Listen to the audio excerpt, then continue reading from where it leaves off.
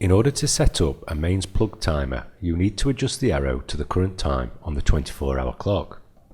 On this display, the circle icons are on the hour and the lines represent half hours. In this situation, it's just gone 1:30 p.m. or 13:30.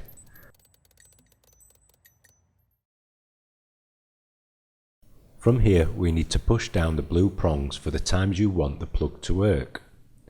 So we want hours on from 4 p.m. or 1600 hours until 9:30 p.m.